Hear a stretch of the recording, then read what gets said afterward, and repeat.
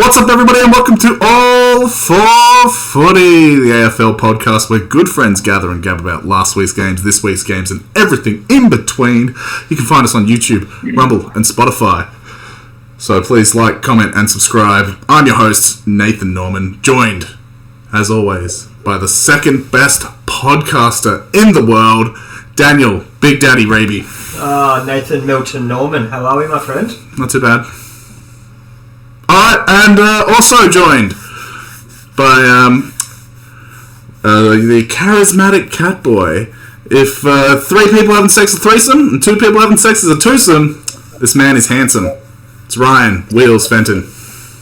Wow, my little bit got a bit longer. G'day, boys. How are we? Good to see you. Not too bad, man. Yourself? Yeah, not bad, man. My pack's still going for the pod and the Cats are winning and I'm on. Oof, there we go. Alright, and rounding out the quartet this week, God was shooting from half court when he made this, man. It's Rick Trip P. Parker. G'day. He's back. Doggy's back in action. Great weekend of footy it was, I'll tell you what. Oh, lovely. Watching the Dogs get up over the Saints the other night. But it's a pleasure to be back. Had a couple of weeks off and ready to hit the ground running. Oh, good to see. By the way, Nathan, you didn't trip up on my intro there. Oh, yeah, no, I didn't trip up the last time either. Oh, yeah. But no. Good to see you, mate. Good to see you back, Rick. I don't think we've spoke for a couple of weeks too. Yeah. No, look, had a couple of weeks off. Had a few things to deal with, so all done with and settled. So, no, we're good. Beautiful, mate. Good to hear. All right, well, we're going to go straight into last week's games. Straight in. This is what we're doing most of the time now with the odd. I think Ruby wants to delay that a bit. Sorry? I just want to get it out of the way, you know. Look, closer to the mic, bro. Alright, well. Hey, me or Raby? Raby, of course. Everyone gather round. Alright, let's start up. Thursday night football at Marvel Stadium. It was St Kilda versus the Western Bulldogs. It was St Kilda 9-10-64. The Doggies 19-10, 124. Bulldogs by 60 points. Doggies curb stomping the Saints, and Rick was loving it. Take it away, Parker. Done it real easy as well, mate. It was good to see the Dogs back playing some actual proper football. I don't know, maybe if it was because Jamara was out, they had a little less crowding up that forward line there, but whatever it was good. And the Bond, geez, he was bloody good, wasn't he? He was alright. The midfield really stepped up, though. Midfield was all over. Trelaw, Jesus. What about Barney Dale? Dale as well? God. The Doggies copped it all week before the game as well, so they stepped up for that. Mate. They did. Yeah, there was a lot of rumour and innuendo that Bevo should have been stepped down, and look, the Doggies stood up and they fought for their coach and said, "Nah, well, we're not having none of that. We're backing him in." Yeah. It was good to see the boys really bounce back and play some proper football and actual. Like in and under footy as well, out of the middle, like the grunt work where the Dogs have been sort of lacking in the last few weeks. How good was Waitman? He just came out and kicked 3 goals in the first quarter. Really insane. Yeah, he did. But then you went quiet. You know what I mean? Yeah, kicked these 3 goals. Sort of saying that, the game. But he doesn't really go quiet. Like he adds that forward line pressure so much to that squad, doesn't he? Yeah. When the ball hits the deck from Naughty Nort down there, at least he got a bit of form. Pick up and get the hands off. Absolutely, 6 goals from Norts.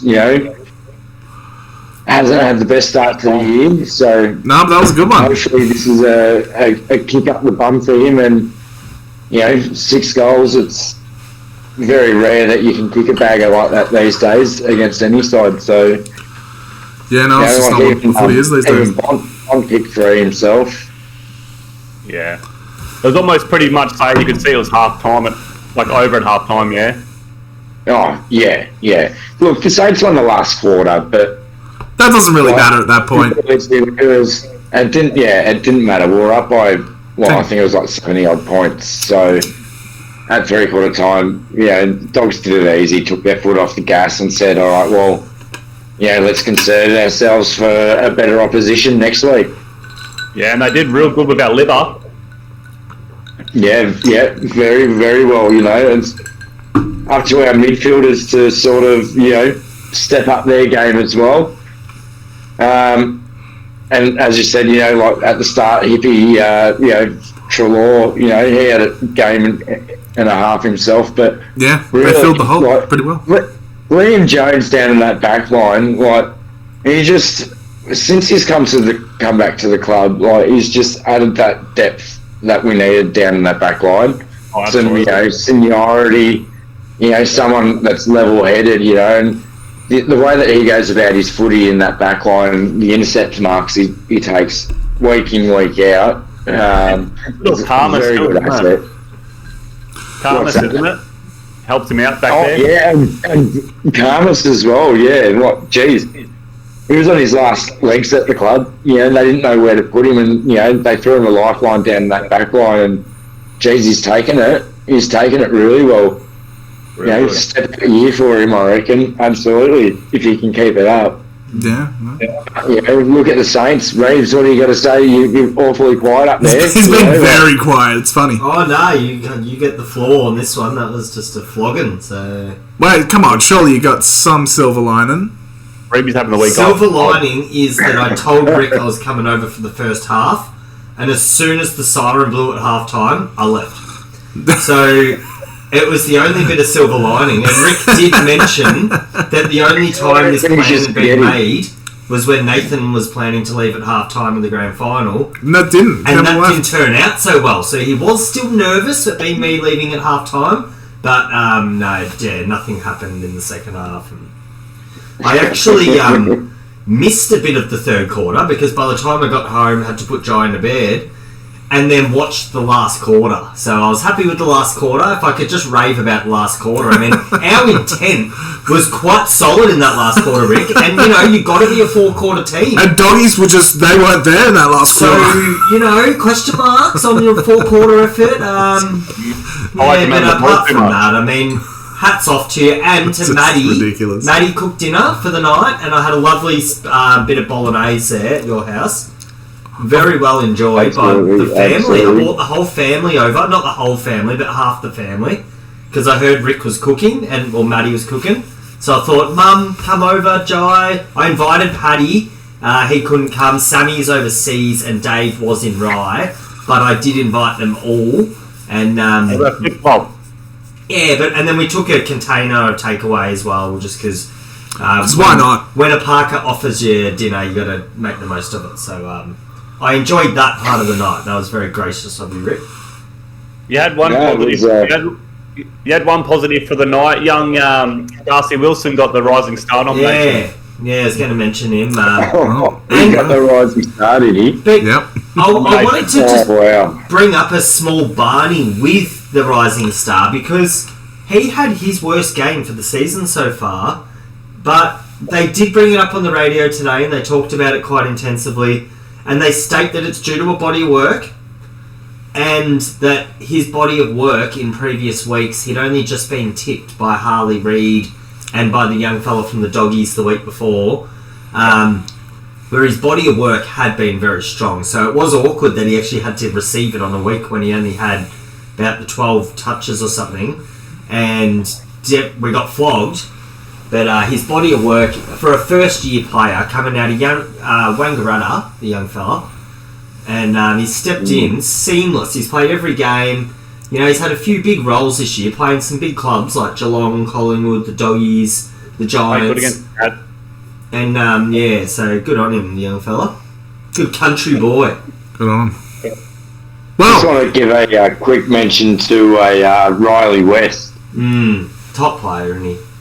Absolutely, he's just sort of coming into his prime at the moment. How's the father-son use of God? You can see it in the last part of last year, and start of this year, he's just been absolutely phenomenal. Like, especially as a half forward, he gives that nice little, grunt and in and under footy that we need there to keep it in, and he kicks goals as well. Remember early days when they question marked as well. Who's the other one? Joe Hannison. Oh, he's back well, isn't he? Yeah, Joe Hannison.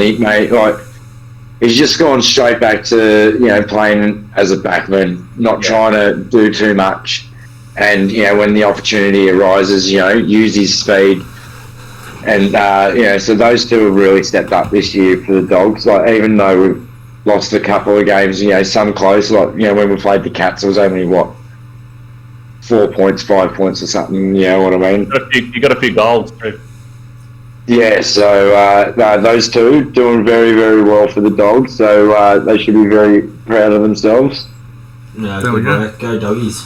Thankfully I was on the good friend train last week, so I was tipping Dogs. Of course you were. Good friend train. Dogs are in the eight still. Dogs weren't favourites in going into that game either. No, they weren't. Not at all. So, everybody tipped Saints except for me and you. Me and you, Rick, ride or die forever. I'm very surprised at that, Nathan. So, what? Good friend train. All right. Let's move on to the next game. It was Friday night football at Adelaide Oval. It was Adelaide versus Essendon. Adelaide 11-9-75 to Essendon 10-18-78. Essendon by 3 points in an upset, most would say. Oh, definitely. Wheels. Yeah, well, you had Essendon pretty much taking a bit of the control for about half the game. Then the Crows claw it back, and then Essendon came back in the last and took it over, and massive upset. What a mad! Well, still had a bang of free kick. Draper in the dying moment of the game. Every day of the year. Just leapt on the footy, right? That was good footy. That was a good game. It reeked of to me? It reeked of not paying an LBW late in the game because it was close. Where really, it's either plum or it's not, and that was holding the ball. I mean, poor fella. Look, it's happening well too often, especially with Adelaide.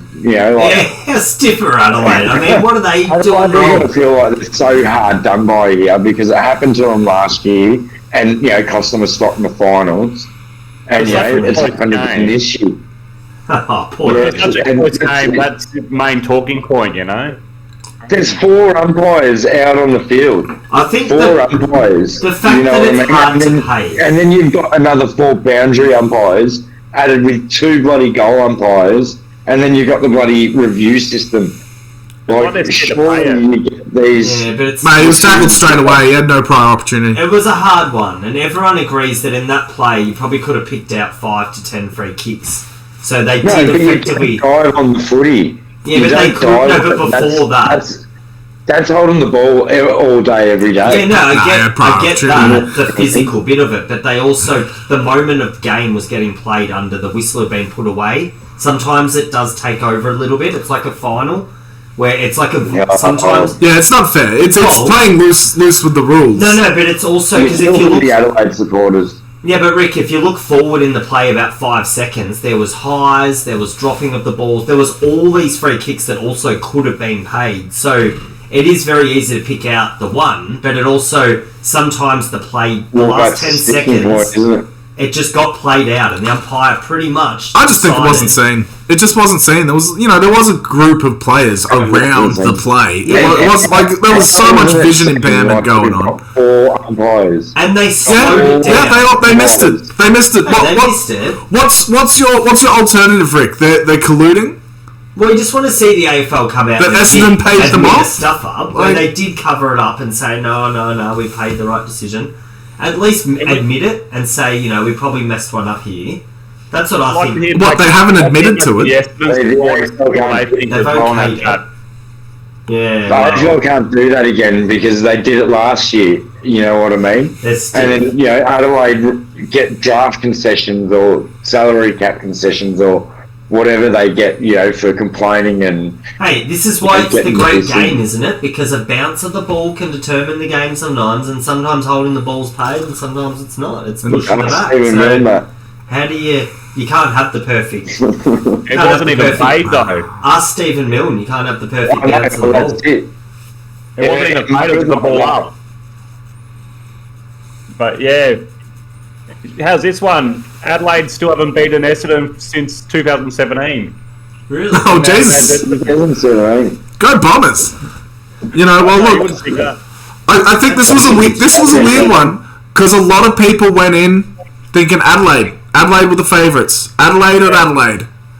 Who would have tipped Essendon? Now, I backed Essendon because I'm not stupid. I knew that Adelaide is a terrible team. Essendon haven't lost to Adelaide since 2017, if you listen to Wheels. Yeah. So Essendon. I wish I knew that pre-game. Yeah, there you go. And Essendon have beaten teams this year. They've gotten W's. They're in the 8. Essendon are impressing more and more now. I mean, they're playing good footy. They're really threatened the last couple of weeks, haven't they? They've gotten some good wins as well. Yeah. Buddy, Caldwell. How good's Caldwell playing for the Dons? Yeah, he's been a great pickup, Caldwell. Yeah, he's been alright. Jay Caldwell. And a couple of others at the moment for Essendon. I mean, they got the midfield. They just got the depth of midfield at the moment. You know, like they've really got some hard runners between through the mid. Parrish, Merritt, and Martin. Yeah, they've got a decent mid. And they're playing the game style at the moment. This week's litmus test with Collingwood has come at the perfect time for their list. You know, because Collingwood they've found their mojo a tiny bit, but Essendon they need this, I reckon, just to see where they're at. And you know, Port threw it up against the Wolves. Peter Wright, they're showing they can do it with Langford and Harrison, aren't they? He's back. So Stringer the week before has a bloody absolute blinder, and then now he's back to having a stinker again. Well, you know, he's like, I'm up. My contract's safe. My contract at the end of the year is safe. And then this week he comes out and is like, I'm coasting. No, I wouldn't accuse that. It's just he's going coast to coast. It's weird how the how you know form works. It seems to be well, you've got Adelaide beating Carlton the week before, and then Essendon get done by Dons over in Adelaide. I mean, Adelaide get done by Essendon. These things happen, but Adelaide are not that good this year. Like what? They've gotten one win. Yeah, over Carlton. Well, they really are. It was that, but that's sort of there's been a lot of weird upsets this year already. And I feel like that was just one of them. Form's been as hard as it's ever been to read this year. I mean, if you even look at the ladder, like Collingwood are 10th, I think, and it's just nothing really stacks up. I think even Brizzy a few weeks ago was sitting about 9th, even though they'd only won 2 games. So yeah, it's sort of the ladder at the moment. Form, it's probably only starting to tell the tale now, where percentage is the key as well. Yeah, percentage is huge with teams. Dawson keeps trying every week for the Crows. He's still doing his good form from last year. Yeah. Well, 2 goals, 30 disposals. Not bad. Oh, great night out. But if you don't get the W, especially at home, they really played well though. I think they actually outplayed Essendon, especially in the second half. And it was unlucky for Adelaide. They had time on the board. Essendon defended really well, and the game became a bog down at the end there, due to Essendon's pretty much unwillingness to want to score. So I feel like Adelaide, you know, that's a win when you concede a team to go and super defensive. And really unlucky to Adelaide there, probably just not to get one more on the board, because they really actually had the play for a lot of the game. And Essendon doing well, but Adelaide, they're definitely not a 1 win through 6 sides sort of team. So yeah, could have gone either way. Good game of footy, actually. Yeah, I away with the boys on the weekend up at White River. Game to watch. We were watching it, and Z, being the Bombers supporter he was sitting on the couch telling everyone to shut up because we're all. Yeah, well, you should have shut up then. We were going for the Crows. Even Jai was going for the Crows. Oh, and, terrible. And a lot of people were. An interstate team over Essendon, come on. And the way they hanged on, you know, it was a bit frustrating. And I was 0-2 in tips from then, and I'm just... I was 2 from 2. I'm climbing the ranks, but we'll get to that later. It's funny to pick with you, Nathan. All right. With that, let's move on to the next game. Saturday, football at the G. Collingwood versus Port Adelaide. Collingwood 17-21, 123 to Port Adelaide 12-9, 81. Daniel... Another letdown tip. I tipped the power here, and I was watching the game with Darren. Poor form. Darren, obviously being Jack's brother-in-law. We watched the first quarter at the beach on my phone, and it was a bit of a restless. Hey, you would have been up and about for the first quarter and half time. Oh, Port, it wasn't as bad. And then, Port playing good footy early, and Collingwood, definitely not looking bad. I always could read it a bit there that they looked on as well. And a really high-class game of footy, I thought. Like, both sides scoring, ended up about still 40... What was it in the end? I haven't got the scores in front of me. 45-point win. 42-point win. But with the jump on them early, though. Really high scoring. Rick Lipsky kicked like career high of 4 goals. Yeah, and and my check as well. I mean, Collingwood at the moment with their underrated forward line, I mean, they just get it done consistently, and it's good to see Dacos really get back to some form. Yeah, he did. He was huge, and clean, really clean all day, just splitting them apart. And when you got Pendles and side bottom on the side, just sort of wheeling and dealing as well. Well, he's hitting those massive torps as well, setting up goals. There's a couple of those long bombs. Downwind too. I think once he picked that, he had downwind at one way. With the wind. Yeah, especially at the GI, you can get them floating so far. Yeah, but Pies really struck me as that's the game, I reckon. I mean, they've now gone and beat Brizzy up at the Gabba and beat Port, and everyone says Collingwood's doing nothing this year, yet they've got 2 massive victims. They've got 2 big scalps, but and it's just those first few weeks. Oh, and that's still alright with them. They're like a golfer that's come out in an early bogey. It doesn't matter as long as you come out and get an eagle or a couple of birdies. But I also feel like 2 of their losses were against credible teams as well. St Kilda. No, that's the one that I'm not counting as the credible teams. I'm sorry. They're also St Kilda. But who else did they lose to? So maybe they lost to the Giants early? Oh, God, I'd have to go back. Well, they first would have played... Giants round 1. Round 0. Yeah, Giants round 0. And then... but anyway, so... Then Sydney. Yeah, so they've had a lot of big games, and they will get the easier run as well. I mean, they'll... Yeah, then they beat Brisbane. And Dugawi had a good game again as well. Yeah, he's really shining, isn't he? And Collingwood at the moment, to me, they just really lurking as a side that's getting really underestimated. But once the whips are cracking, I mean, I'm starting to really see almost 6 to 8 sides that are better than the comp, and you got to be in it. Looks like the Cats might have shot themselves back into that top 8 punch, and Collingwood, the Giants, Sydney and Brizzy and these teams, they're very strong, and maybe compared to the rest. You never know with the Dogs. And look, Collingwood had a couple good wins, one mid win, one mid loss, and a couple of all right losses, because it's sort of like they lost to top teams. And St Kilda. And they've won against top teams as well. Like Port Adelaide's a top team. They pumped them by 42 points. Like, they're still up there. It was nice to be away with a couple of Collingwood supporters on the weekend, and they did enjoy it. And they sang the song. Yeah, Wills, what do you like? They notably sang the song. It was annoying. I was like, I could hear them singing it. I'm sure you loved it. They were all excited, clapping off the balcony, singing the song. Wills, what do you reckon of the game? Which one, mate? Collingwood Port. I thought I already said stuff. Oh, okay. We already dominated that game. We can get over them. I thought it was just me talking the whole time. I mean, good old Collingwood, but, we don't need to live on it all night. Well, we're not talking about Bell Pepper or Pinsky. They're lucky to come back in the second half, the Pies. Yeah, it was very weird how, after that first quarter, you thought Port were doing pretty well. 7 goals, 3 at one point. Yeah. But yeah, Collingwood just turned it around and smashed them in the ground. Yeah, I think they still backed their game style. Collingwood are never going to die wondering. They're never going to do what Adelaide did on Friday night and go defensive or any of that stuff. They just play the 4 quarters out hard every game, everywhere they are. And that's why they end up hard to beat. I mean, even Port, they probably played a pretty frenetic, hard first half. Mm-hmm. But I just reckon Collingwood honestly just kept going into the third and into the fourth, and it was too much for Port. And Collingwood's scoring power late in the game. You know, a lot of teams burn out through 90 minutes of footy, but they keep going the full 120. And so it's a big factor.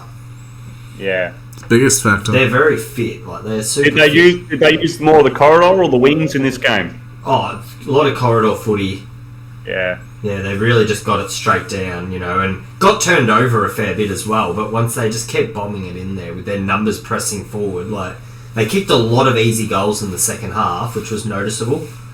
Oh, at least going into the ANZAC game. It'd be going to be so interesting because Essendon's going to have to score 100 points to win, and Collingwood, you know, will probably score 100. So, you know, it'll be that sort of game where it's going to be on, like, to win. There won't be a defensive battle. Yeah, not at all. But good brands of footy by both teams. Even Port, you know, they definitely didn't disgrace themselves. They just 42 points is a smashing. No, it was in the end, but I mean, they didn't. Yeah, they probably just got. I reckon they did in that second half. They did. Definitely. Yeah, they would have learned a lot about. They just got to get fitter and they got to stay in games longer. I mean, that's all it comes down to these days. So, Port Adelaide, Reeby says, do better. All right, move on to Saturday afternoon. Out of the 8 as well. Sorry? Eyes are still just out of the 8. Yeah, surprising, isn't it? Still out of the 8. All right, Saturday afternoon football at Marvel Stadium. Carlton versus GWS. Carlton 17-15, 117 to GWS 15-8, 98. Carlton by 19 points in what I would call an upset. Rick, would you? I'll tell you what, like, watching this game, I thought this is a very, very tight contest, you know? And then GWS sort of broke away, and I was like, oh, here we go. Yeah. I was so happy. I wanted to get one tip. And then all of a sudden, Carlton just flicked the bloody switch, led by Cripper. Like, in that third quarter, it was killer. Absolutely immense. Absolutely. He had 39 disposals, you know what I mean? Like, that's just unbelievable. And what was that? Most of it was in the second quarter, in the second half as well. So, absolutely just terrific. Yeah. Led the charge and then overran a very strong outfit in the Giants. Like, Toby Green was sort of just tagged out of the game. He had little to no influence at all of the game, and I think that's the solution. If you can take him out of the game, you beat the Giants. Speaking of Toby Green, what do you think of that little bump he did? He's actually just come up. He's failed. And got a week. Yeah, Craven says that Tony Cruden has failed in his bid to clear himself for a one-game suspension at the tribunal. Just come in. Well, do you think... And Hogan got it off. Oh, that's just ridiculous. Hogan got it off. Hey, Rick, this week go up to your opposition player and just go back and boom. Just bump him in the nose. Yeah, with your fist. No, Rick would never do that. He's a real man. Yeah, it's the Jesse Hogan one, Reeks. I mean, I feel like for where they're trying to go with the game, the fact that he struck him in the face with his hand, it's like that. If that's not getting outlawed at some point to just trying to send a message, but obviously the Green one, I mean, it's hard. He's come in with impact. I mean, he's hit him in the head physically. So I don't know how they were going to try and get him off, but obviously they had a crack. So, but it's just a weird time with it all because you just feel like... marking contest. It was a 50-50 with Green, I reckon. Well, more they just... hit Green's shoulder first. Yeah, but they're still basing them off results. Well, he's going to go, turn in and take that sort of chest-stomach mark, hasn't he? And then... I feel like quite a simple... contact to the head, so... That's a bad record, not help. As soon as you make contact with the head, mate, you're gone. You're not, because Hogan made contact with the head with his hand, and Green made contact with the head with his shoulder, and in the end, one bloke's got 1 week. So there's really no precedent. Patrick Cripps got off the year he won the Brownlow.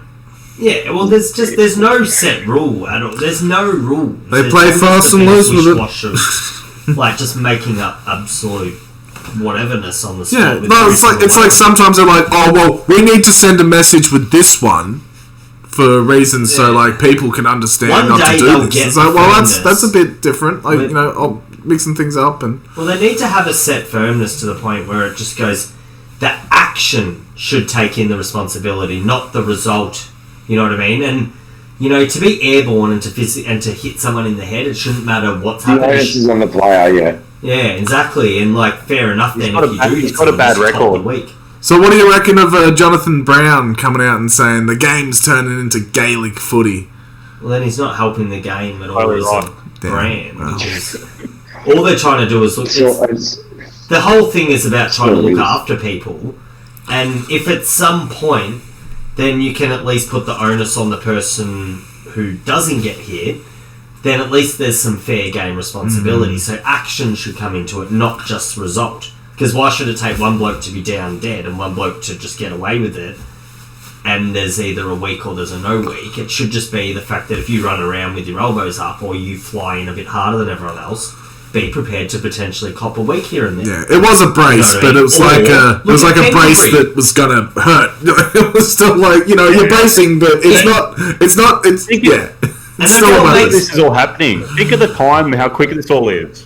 Yeah, it's milliseconds. It's that split second that he took his eyes off the footy and looked at the opponent. No, it is, but also that's what it all comes down to. The game doesn't have to be played at such freneticus. Like, look at Pendlebury. He'll wait for you to get the ball for a second, land on your feet, and then he'll just grab you and put you on the ground. Like, it's not...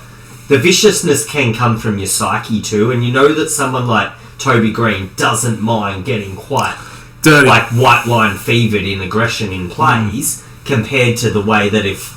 Let's just use Pendlebury as an example. He's a pretty calm, collected character. So, you can play the game in two ways, and that's where it's like, Adam Hinkley was picking up for Green at the end of the game, wasn't he? Yes. Well, we can always wind back the clock to many years, and if you watch number 49 run around from Moorabbin back in the good old days, a bit of wily white line fever. It's why I had to retire, but... Oh, well, there you go. Well, anyway, I don't want the game turning into Gaelic footy. I don't want to be European. Hey, man, they're pretty psycho people in Gaelic footy. I've heard they, keep teeth in and everything. I don't want to be European. But, yeah, what else can be said? Dominated. Sorry? Captain Courageous Cripps dominated. Absolutely. He had a good day. Yeah, a lot of Carlton had a good day. I reckon overall they came in as the underdogs. How was there 6 they goals really took it to in a row in the third quarter? It was insane. That bit of play was electric because they went from about 12 points down to about 4 goals up in honestly about 10 minutes of footy, and the joint just lost its lid under the dome there. It was just... And good on Carlton. I mean, what a bloody big win that was. That was just... fourth on the ladder. No, very, very good footy that was played that day as well, and a big game that lines up next week. Yeah, but fourth on the ladder as well. Carlton's really, getting up there. And, to take a scalp like the Giants, I didn't think Carlton had it in them. This was my first loss in my tips this week, and I was very unhappy about it. And good to see Walsh. The Carlton Saints granny's looking good. Oh, next year. Oh, yeah. This year. It's next year. No. It's always going to change to next year. I've always said it's next year. And then next year he'll say next year. No, I said a 2-year window, always, from the start. Me and Daniel have a theory about Ross Lyons coaching into grand finals. So he'll get them there, but he'll lose? No, it's not. Yeah, every 2 years into his coaching. It was never this year. It was always a 3-year plan. We had last year done. This year will be the second year. Next year we're building into the next year. You should beat doggies first, I think. That's why this year's just practice year, mate. We're just getting a few blokes blooded, a bit more recruiting, and then the Saints will make finals and progress into the grand final next year. Very comfortable. Good on Bossy so far, though. But yeah, crazy. It's GWS's first loss of the year. Carlton. I'm starting to like Geelong a lot this year. I mean, but we'll get there. I mean, you can wait one game. How good are they looking? Does anybody else have anything else to say about GWS and Carlton? No, I'm ready for the next one. Nah. All right. Saturday night football at the Gabba. It was Brisbane versus Geelong. Brisbane 4-13-37. Geelong 9-9-63. Geelong by 26 points. A low-scoring affair, but still a favourable outcome for you, don't you reckon, Wills? Go Caddies! I'm still celebrating, boys. Oh, it was a good win. I can't believe you guys went in not favourites as well. Unbelievable. I couldn't believe that. Yeah, but it's Brisbane. Like they've won one game. Firstly, I would say sorry to Steelo. Oh, you're shattered. I was watching it with him too. Yeah, he was genuinely gutted. He was on the floor, almost asleep at the end of the game because he was just crying. Yeah, well, look, Brisbane have only won 2 games. I stand corrected, but and they haven't won a game at home. Not this year, no. How poor is that from Brizzy? Is that six games done? Yeah. And they haven't won a game at home. How does that happen? No, they played the first round. Yeah. As well. What a win. I mean, and the weather. I mean, did we see the weather coming in? Local man yourself, did you know? So firstly, I did. I caught the train up. Oh, you didn't. And all day we knew there was forecast for rain, so we knew we were walking to a wet weather game. Oh, and the lizard was whipped out. So you did it. Whipped out. So you did it. Did you have the poncho? Pardon? Poncho on? No, I was undercover, Rico. Oh. So it was good. So you steam trained up there on the Rattler? He was he was in a box. Get out of town. He was in a box. Yeah, it was me, Auntie Robbie, Carrie, Scott, Balin, and Jackson all made the trip. Oh, very good. Yeah, but firstly, the game started. The Lions were looking pretty hot. First couple of goals, and then Where were they? that was about 13 minutes into the game, and then they only scored 2 goals for the rest of the game. Low scoring affair. It was insane. It was. And do we credit that to Geelong's defence? I think Stewart and that. I mean, they. Yeah. Once Big O went out for the Lions, that changed their centre clearances and everything, and with the inclusion of Danger in, he. You can't see it on the stats, but he was a bull out there. I drove through Moggs Creek on Friday, down the way to River. So Nathan's mate Sten goals. Sten goals! He only got 2, but that's more than 1. Mate, he did some flary stuff. Yeah. It's funny because the top 7 possession getters for that game were all Brisbane players. Like, absolutely phenomenal effort from the Cats there to. They just played the wet weather footy, mate.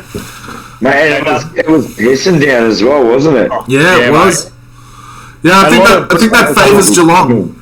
Yeah, a lot of Brisbane's behinds were rushed too, so they didn't actually miss many goals or anything like that. Yeah. But just a great effort from the young caddies. Bloody looking awesome. Really was. It was very impressive. That. Oh, mate. It's seriously, you feel so good leaving that stadium with the W. Yeah, wow, I'm impressed you went. Yeah, well, he's got to go to the game mobbed while you're, getting the train home. What's that, mate? Are you afraid of getting mobbed or something when you're getting the train home? I think they might have been afraid of the Cats supporters mobbing them. big cat versus little cat. We already stole them with 4 points. These cats have claws. Unbelievable. Well, that's it. Yeah, not a night for any of the tall forwards for both sides. They were all quiet. But, what a win. Tom Stewart knocked out as well, so he won't play next week. Yeah. Is that 2 weeks now, isn't it? I think so. It could be. With that new rule, I think it's 2 weeks. Oh, is it? Is what it is. Yeah. Well, it's 12 days. Yeah, so 2 weeks.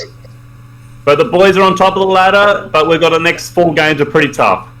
So might get a wake-up call. Hey, we'll get there eventually, alright? We'll get there eventually. No, what a win. That was the boys. Very, very tough one for me to cop a little bit because I'd been on the Geelong train. I was on the Geelong train. All year. More than Great Wheels himself, actually, had tipped Geelong every week this year. Well, Wheels tipped Brisbane. Don't forget.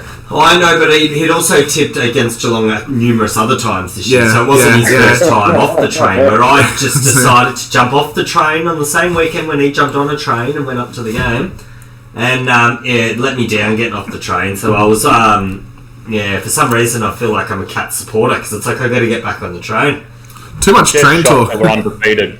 The train talk's become the great metaphor for tipping. Like, Now you're riding form. Because the awkward thing about the Geelong train I punched it into existence. I've been on the Carlton train all year, and I also jumped off the Carlton train this weekend and went for the Giants. And they bloody won as well. He's hopping trains. No wonder I only ended up with 2 tips. Because I just... Well, if you ever get a chance, guys, get up to the Gabba and watch some footy. That's it. Maybe one day. Steelo is from Brisbane and was a regular at the Gabba until he moved out of Brisbane and moved to Victoria. But there you go. I'm sure if he had his chance, he would have chosen not to go to that game. No, probably not. So, that's probably not the game for him. Yeah, it's bad luck to the Lions there. Steelo sucked in. All right, moving on. Have the Cats. To the next game, Saturday Night Football at Optus Stadium. It was West Coast versus Flagmantle. West Coast 16-9, 105. Flagmantle 10-8, 68. West Coast by 37 points.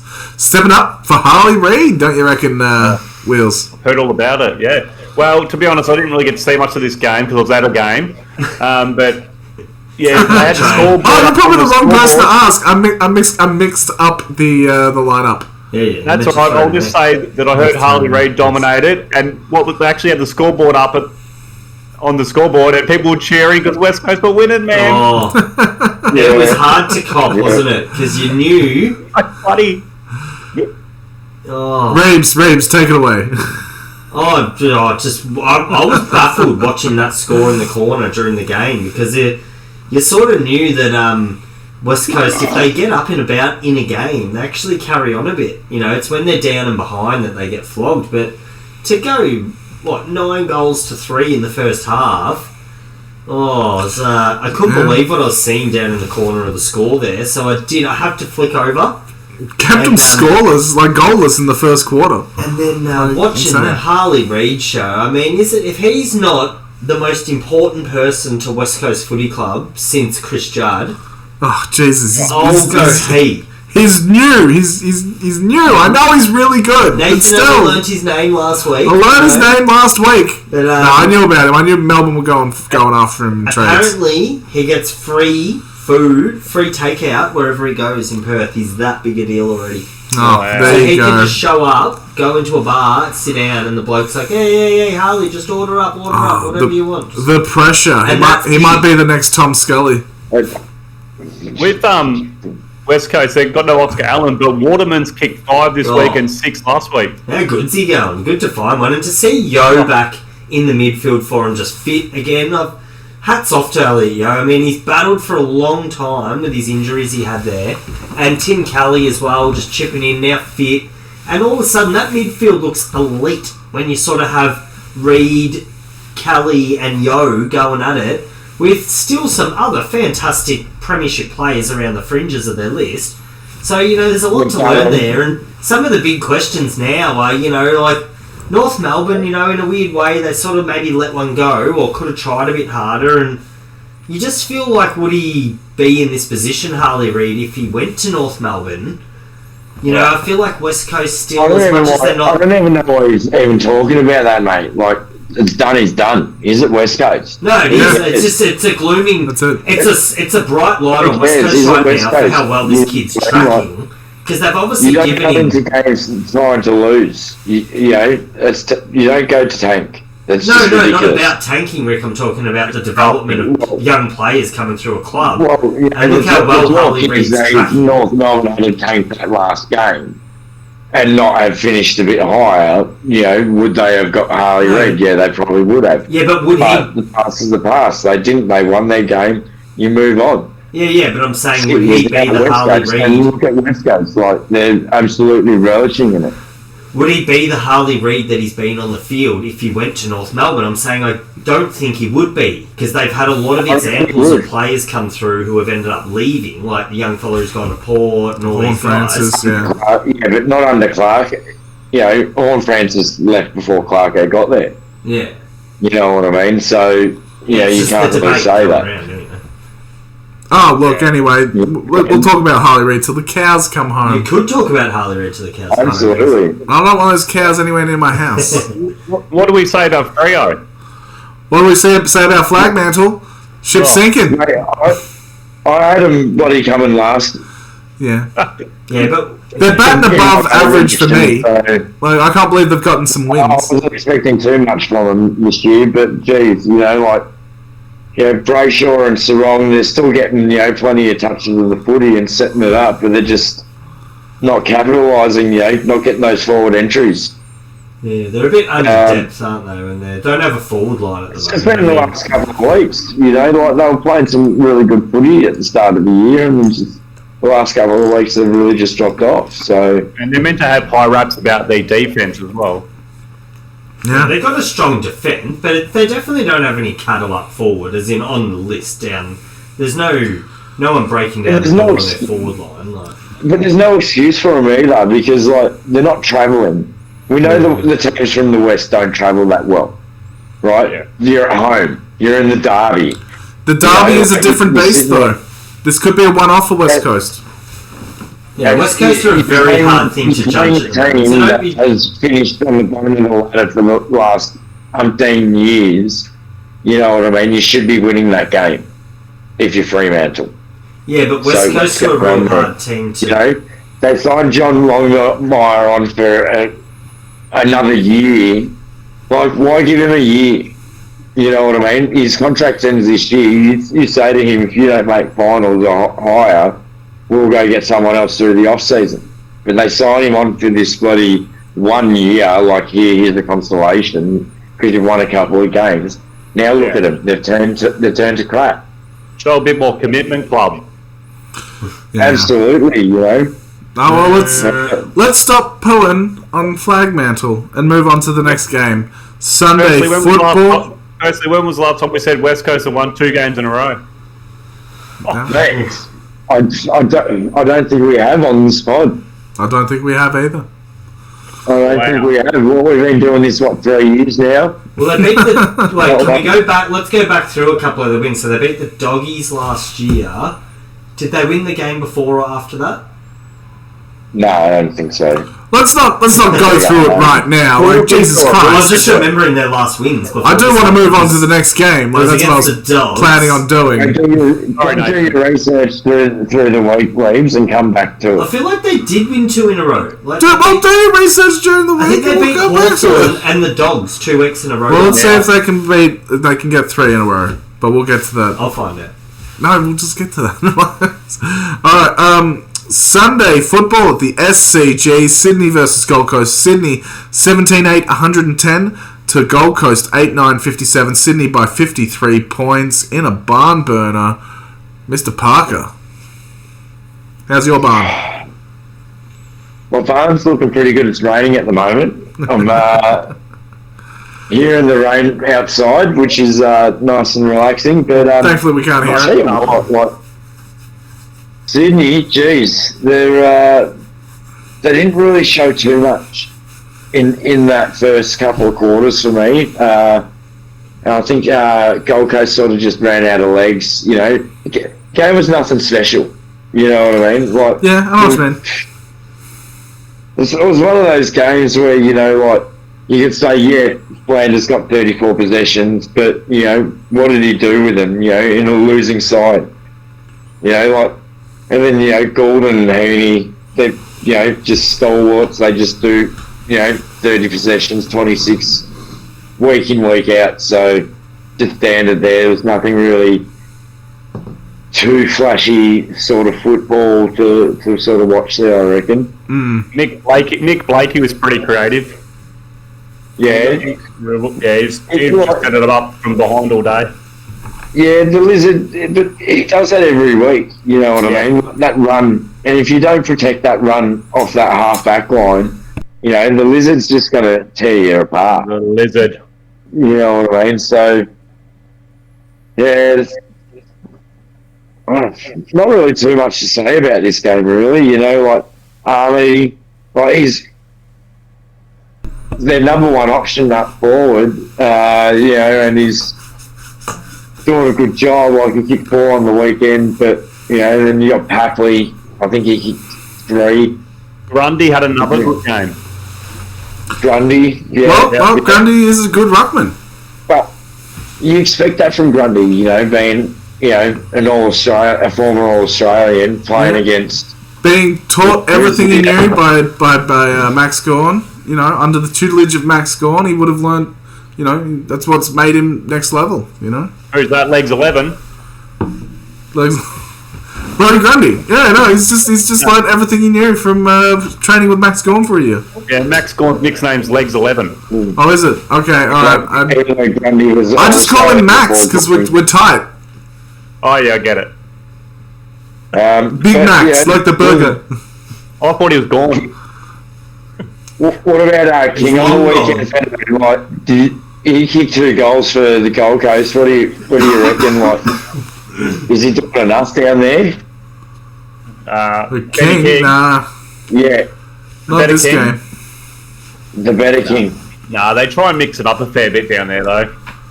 Well, the better King did kick more goals than the other King this week. Yeah, but the other King was out. Well, the other King Excuses. Excuses. He doubled him.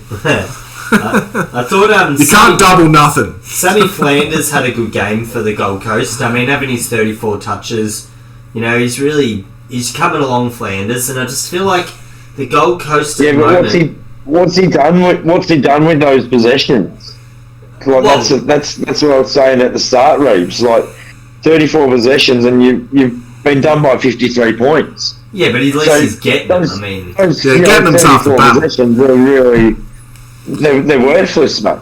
You know what I mean? Same as Florini. He had 27. Yeah, but he's just coming along, Flanders, as a player for the Gold Coast. You've been done by 53 points. Yeah, Matty Rowell brought his towel though.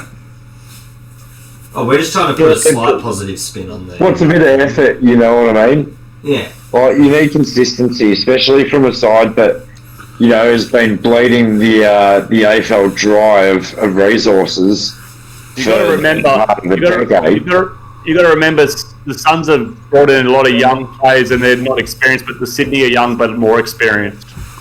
Yeah, you got to remember that. Mate, Sydney are a top 4 side. Gold Coast haven't made finals in so long, so there's obviously a gap there, but I just feel like it's about the development. GWS has made a grand final, for Christ's sakes. Yeah. You know what I mean? So, like you said before, Rick, the Suns just died in the arse after 3/4 time. Yeah, not much more else to say. What do you reckon is going to happen multiple times on the pod? I've said it so many times, they just die in the arse. And you reckon Tassie's going to die in the arse as well? Yep. No, remember! So the Saints every year, mate. I mean, we've only won 1 flag. We're not getting too far either. No, they're not getting another one. So, Saints are never winning a flag ever again. If the Dogs don't win the flag this year, the Swans are going to win the flag this year. They're just playing that good of football that, you don't notice how good they're actually playing. It seems like it's just a normal game, Yeah, I don't think there's a clear favourite, but I reckon we'll see a team will hit form near the end of the year that'll be like, alright, that's the flag. They're getting there. I reckon Sydney's doing that at the moment. Yeah, well. They're pretty steady. Yeah, they've lost a game, unlike a certain team. The only game they lost was against Richmond, wasn't it?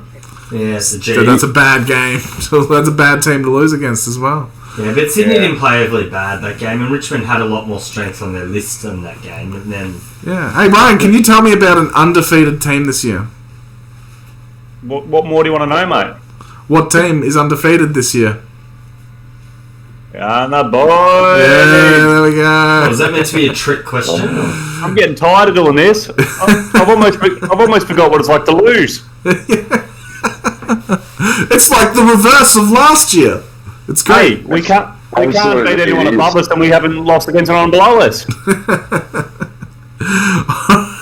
Alright, we'll stop glazing Geelong. Let's move on to the next and last game of the round. It was Sunday afternoon football at Marvel Stadium. North Melbourne versus Hawthorn. North Melbourne 10-8-68. Hawthorn 17-11, 113. Hawthorn by 45 points. Not that surprising, was it? Wheels. The Battle of the Spoon. The Battle of the Spoon. Battle of the Spoon. I thought it was a bit of a surprising effort there from North Melbourne. I expected a lot more from them. Yeah, they normally there's a bit of a pattern with North. They normally play probably the first half of the first quarter and then just lose it from there. Yeah. Happened most games. Yeah, well, look, I did tip North on the pod last week, but I did change my mind. I also did the same. And you gotta love the theatre with Mitchell and Clarkson too, don't you? They're still going on. Yeah, they love a love-hate. Oh, look, it was a bit They're disappointing. like a bad couple, those two. It was a bit disappointing because I want North Melbourne to get up there, and 68 points, one off the magic number. Bit embarrassing for them. It's a pretty low effort for North, isn't it now? Couldn't even get you can go for one of my multis shattered. Yeah. Very concerning for North. I mean, they're off the bridge at the moment, obviously, but just they don't seem even close to really being overly competitive right now, do they? When you get smacked by that much against Hawthorn. Yeah, it's a real concerning little era for them at the moment, and it doesn't seem to be getting any closer to. I mean, even seeing West Coast bounce back with their efforts on the weekend, you feel like they look 10% ahead of North Melbourne, just with having premiership players on their list and having I don't know, they just seem to have something going on for a minute, even when they're getting flogged in between. But North, I mean, Jesus, it's a long road. And the worst part with North, Hawks, West Coast and maybe a little bit Richmond is all these young guys that are 15, 16 now, a lot of them are going to go to Tassie. So they've got to really try and develop their players now. Yeah, but that's not starting for a couple more years, so that's going to be a couple of targeted drafts in about... Yeah, that's right. So they've got to really try and start building up now. Yeah. Also, they've got to get a stadium first, mate. You might have the members, but if you don't have a stadium, you don't get the license. Yeah. Surely they could play the other stadiums around Tassie. Surely. Like, why wouldn't you just revamp, the one that's already there? Because the AFL's such a bogan society. Well, you got two there, don't you? They're trying to be an upper-class There's competition. one in Manchester and one over. Facilities. You can't just play at places like Adelaide Hills. Yeah, Like, they what are you can't be talking seen about? playing at Or Manuka. and that. They got to get brand. Nothing wrong with Monaco Oval, mate. Oh, that's a great oval. It's not fancy enough. With our home games there. No, but these are relevant facts. I mean, they won't be in the comp for 10 years still, so by the time 10 years passes, you need to have a brand new stadium that'll last the next 20 to 40 years, and then... At least watching this game, you could sort of see where each club was at, with at least like Moore kicked 4 goals for the Hawks, and at least you could see, the mids like Naish and Newcombing, and... Yeah. Newcomb played awesome, didn't he? Yeah, like at least you can see where they're all at against each other, and No, Hawks enjoyed that. They needed that for the psyche. I think just a bit of a beat down on someone, and they're a hungry young mob, the Hawks, but they're just being starved. So I think they were. They are where they are. You'd think the Hawks would be selling like it was a Mad Monday, wouldn't you? You'd think so. You're not going to get many W's. It'd be interesting to know who's first picked in our to miss the finals competition. Hey Rick, pre-season you had a big bet going on with the fridge, didn't you, with West Coast and North? Yeah, it said West Coast will finish high, didn't I? I think so. Oh, that's a good bet to collect on. We can, sure, why not? Wait, collect it early. Is West Coast? I haven't checked the ladder too closely, but are they off second bottom?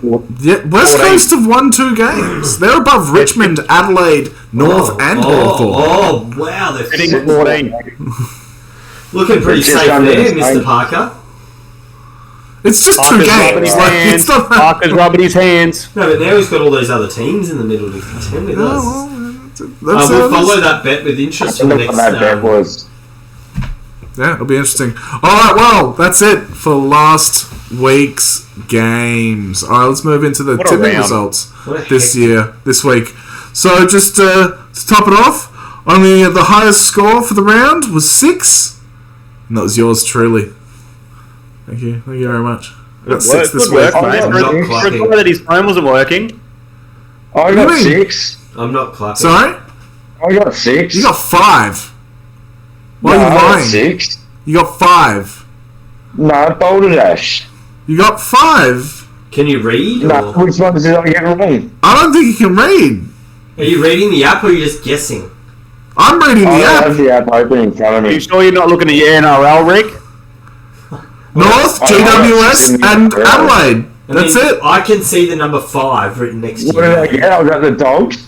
Yeah, 1. No, but the 3 you didn't get were GWS, Adelaide, and North. Yeah, so there's 3 wrong. 8 games.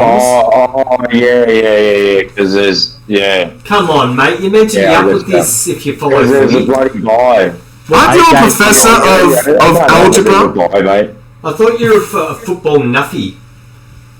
Oh, mate, you forget about the bye, mate. Well, you know? don't when the great Melbourne aren't playing this week. I mean, He's had a couple of weeks off. He's a bit rusty. Let's take it back a bit. or maybe he put Take the it back a Doggies bit. win down as an 8-point win against the Saints on the weekend, and he was like, "There was 2 games." Maybe, mate. Alright, let's bring it back a bit. So I got 6. Rick got What? And with 2 away tips, it's just No, but I was going to tip them anyway. it's still bullshit. No, you weren't. I was going to tip one of them. One of them. I was going to tip Bombers. It's changing. Oh, you didn't even put your tips in, did you? I was locked out of the app. The app locked me out. It said you have to change password. And I changed my password. And it wouldn't let me. You're a stooge. But then I got back. Hey, I'm on the Doggies train. Woo woo! That's why I was going for Doggies that night. It was all in. You're a stooge. I had a multi on the Doggies and a bunch of the possessions and goals and whatnot. When you're looking to finish top, You're a stooge. So what's that? when you're looking almost to finish on the top, Oh well, look. I hope I get there. But yes, with that, I will now read out the top 5 spots on the footy tipping chart. Come on. Number 1, my dad is Meant to start from dominating. 5 up. No, I'll start from... Okay, right, 5 up. The Doctor. And then number 4, Slamko Molian. Oh, my arch nemesis of tipping. And then 3, me, Nathan, Mr. 9 out of 9 Norman. Jumped up from 10th to 3rd in 1 round. wow. That's how many ups... There was a lot of upsets this week, and I did pick them, so I'm very happy about that. And then, of course, Jamie, number 2. And, yeah, my dad, number 1. Bringing Jamie it up home. at number 2. Jamie's up there. Jamie's up there. Actually. Did he And- tip the Cats or the Lions? Well, who do you reckon he tipped, Feno? He tipped the Cats, I'm pretty sure. Because most people that are up there in the comp, if their team's doing well, that's why. And so you Yeah. probably should have a couple more tips that you've let yourself down Yeah, on. Freo, GWS, and Adelaide, and Saints. That's who he tipped. Wow. Wrong. So, yeah. They tipped Saints. He tipped Saints. So you He should've got on made it. that mistake. But, yeah, coming in at number 6... Wheels, that's you. You're just clawing, just outside the top 5, and But I think then yeah, Rick 18th, but he came up a couple spots this week. And can we get a check on He's got 5, so Paddy Reeby's posse? no, because he's not in the top 5 and he's not on the podcast. Is he last? I don't know. Okay, I'll check. No, hang on, he's It he's pops up. 19th. He's 1 behind Rick. He's putting his tips in. Oh, okay. He's just not doing well. So he's like the slow car in the F1 who's just can't quite get a good grid position and he's struggling with his team, but he keeps playing every week in the Yeah, race. but I think everybody's forgetting that I rose 7 spots in the I'm tips. not forgetting. You're All my- right. you're And my second. we're up against someone that's on an AFL list too, aren't we? Oh, Vossi. No. Isn't it Tom McDonald? Oh, Tom McCarthy. Tom Mack. McCarthy, sorry, Yeah, McCarthy. T-Mac. Yeah, look, he's probably going to get a game for Richmond next week because they're so low on numbers. But Yeah. if he doesn't, good luck to you, Tommy, and hopefully get a game the following week. But they are Yeah. playing Melbourne this Good week, so fan I of the pod. suggest not playing. So you don't want to be involved in that. Yes, but he is mates with Bowie, and would be a good rivalry, although Bowie out. So McCarthy in, Bowie out. Yeah. But yeah, no, good. Well, look, hey, good stuff. Good stuff. yes. I'm very happy with my performance this week. Go Nathan in the tips. 10th to 3rd. Now it's just favourites all the way. Where's McCarthy on the I'll list catch in up the on tips? everyone. Is he 7th? Oh, I don't know. I've already moved on. Pretty sure he's I think 7th. about 10th. I reckon about 10th. All right. Moving on. You know, he's just always a sneaky.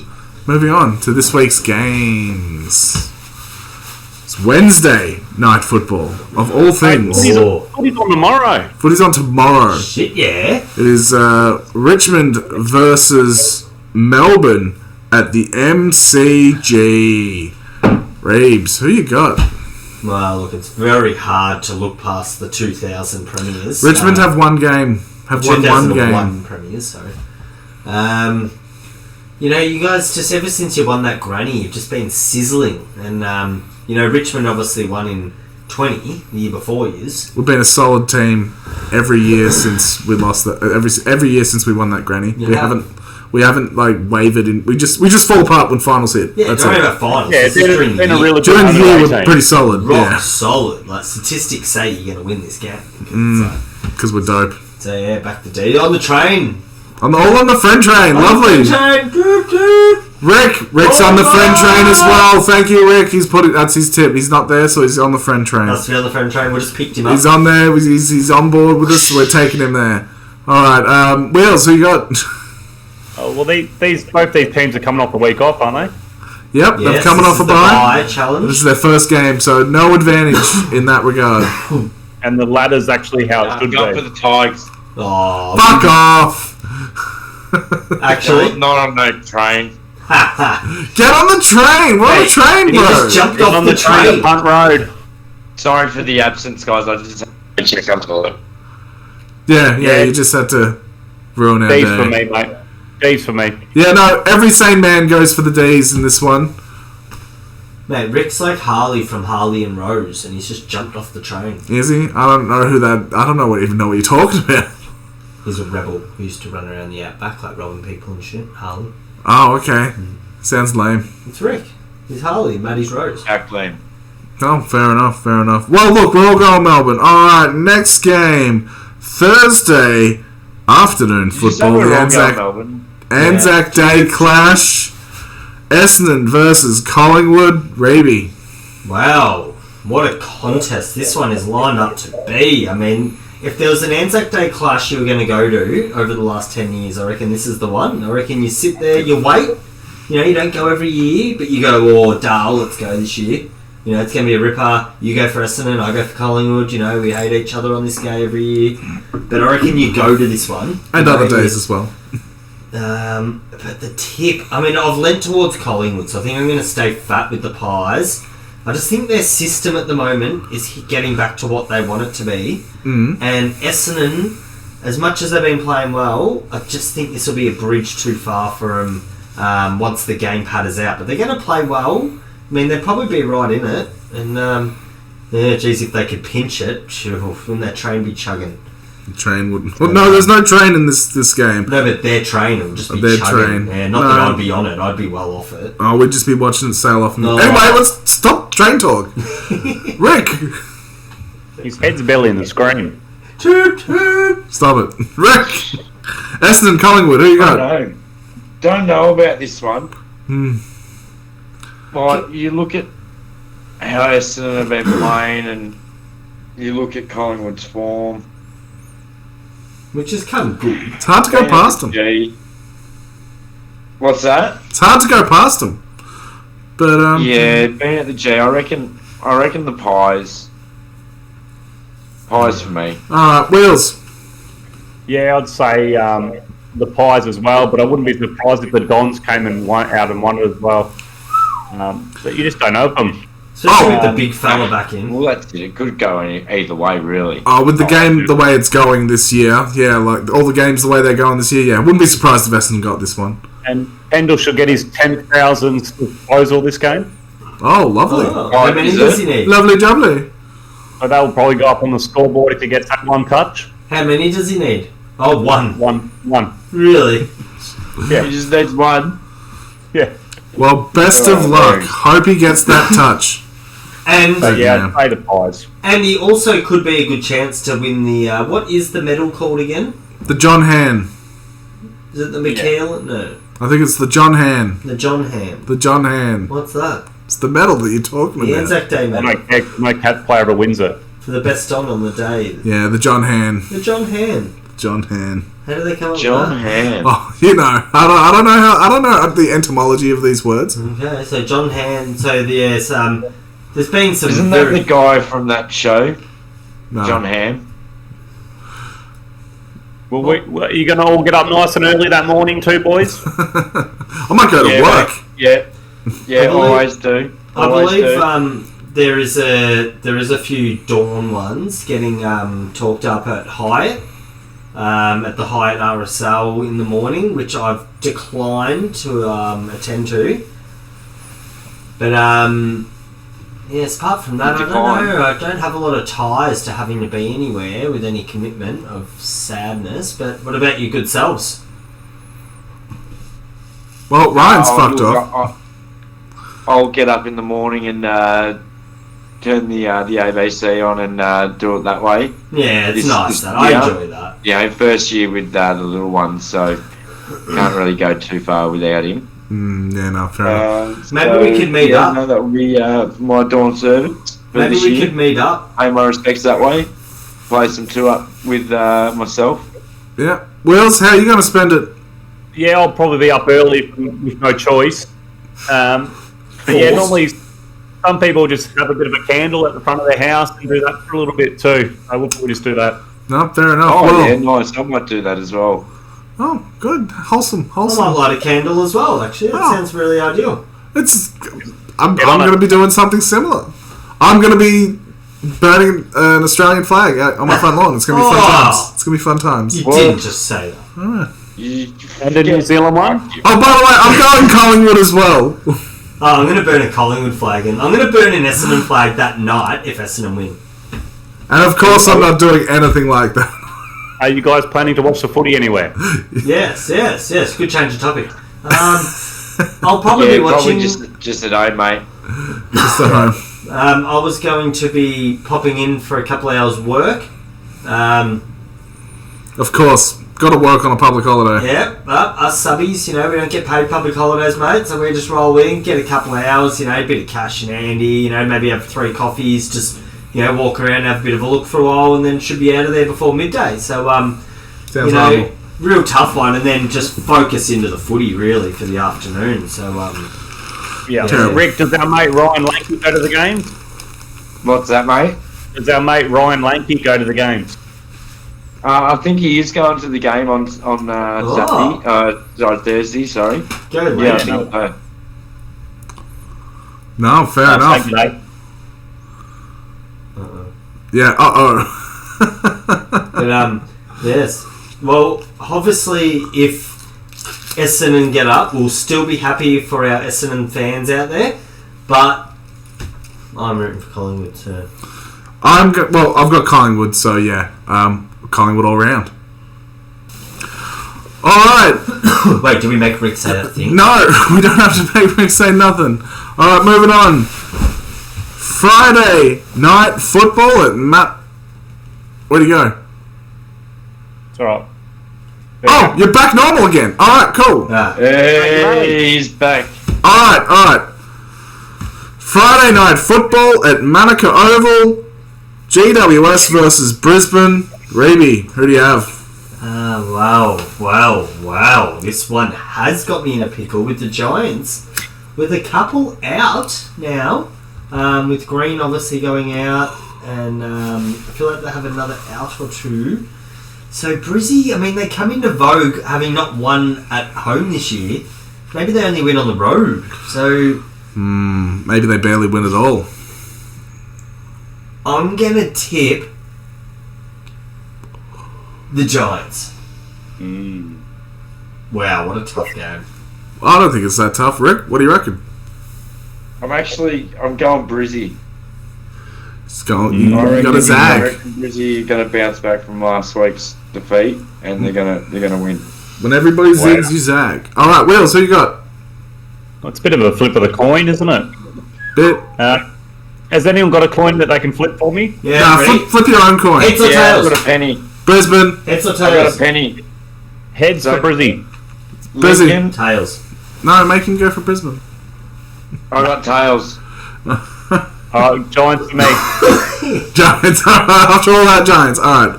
Yeah, I'm going Giants as well. I don't think missing Toby Green's going to do all too much, and Brisbane are pretty rabble-y right now.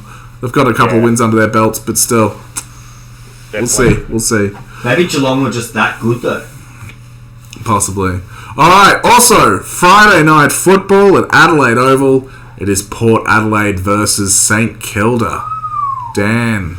So, I've made the big decision that I still want to hang on to tips this year, and one of our worst road games ever is Port, usually, and I'm going to tip Port Adelaide. Smart decision. Rick? Port. Veto? Is Dixon going to be back this week? Does it matter? No, just let Reeve know. No, because I'm also happy to lose the tip, and if we win, I'll be very excited for the boys. And I just feel like they need that mix-up of me not tipping them every week, / being able to perform. So I feel like I put a lot of pressure on them by tipping them week in, week out. Yep. So hopefully... Port for me, but it's looking like dangerous signs for the Saints. Wait, can we go back to your question, though? Is Dixon playing? I don't know. Oh, he should be. I mean, I assume... Wait, he played last week, didn't he? No, he was out last week. Oh, yeah. Port, but I'm saying still fight for it. I'm going Port as well. You think they're bounced so back after that loss? I'm off the Fred trade. I'm sorry. I'm off the trade. Yeah, we're changing trades. Alright, moving on to the next game. Saturday football at Blundstone Arena. It's North Melbourne versus Adelaide Reeve.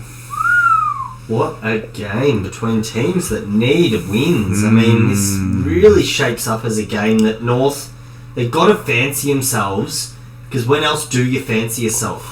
I mean, against a team that's won one game for the year. Last week was when they were meant to fancy themselves. No, I know, but then they got another crack at a team that hasn't won a lot this year, so at least, you're in the right echelon of the ladder. I feel like... I just can't see Adelaide letting this one get away from them. I mean, like I said last week, they're on top of the ground against Essendon. I reckon they were playing well.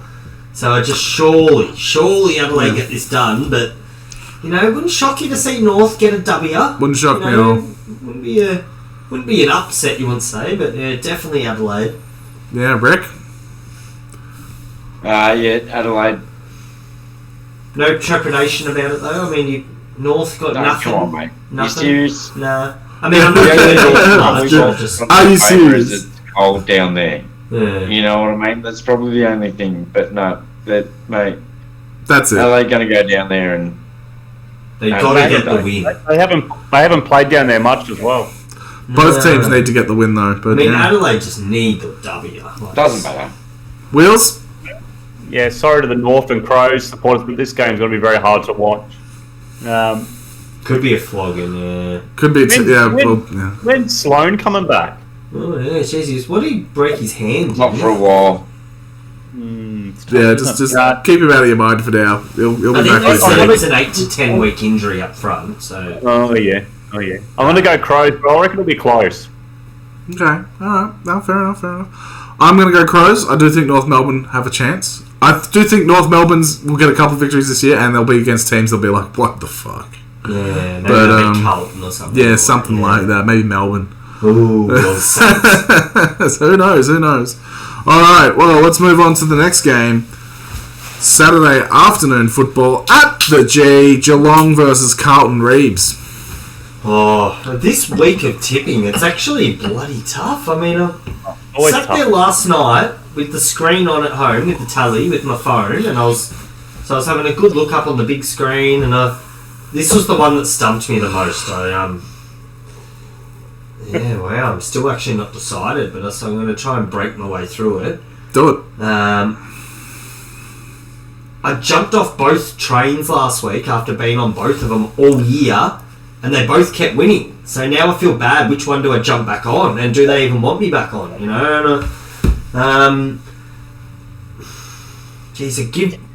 Give Geelong probably a slight more chance here, just because they're unbeaten. Carlton have showed a few glitches, even though getting over the Giants last week, I reckon it took every effort for them. Big comeback, being down by a few goals during the game. Geelong, even though they travelled, their defence is holding up big time at the moment. And maybe they're just a goal or two too strong for Carlton. So just think statistically I'm going to tip Geelong. But geez, I mean, Hawkeye, the great Carlton supporter I know out there, he is wearing his Carlton top every Sunday when I go to drop off Jai now. And he comes out the street and he's like, da-da, and he's pretty happy.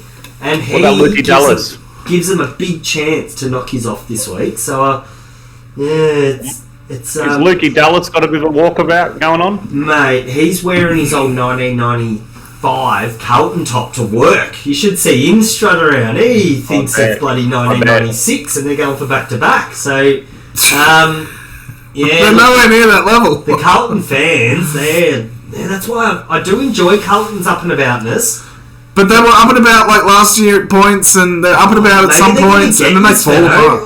No, they'll slip on the banana peel. The banana peel I always bring up every year. They're going to slip on it. Yeah, but it's too early yet. They slip on that later. Yeah, true. So they might get this one. Well, Rick, what do you reckon? Undefeated. I mean, it's such an even comp. Why should Geelong stay undefeated? I'm actually. Hey, I haven't finished yet. I'm still like you said. You said Geelong. Shut up.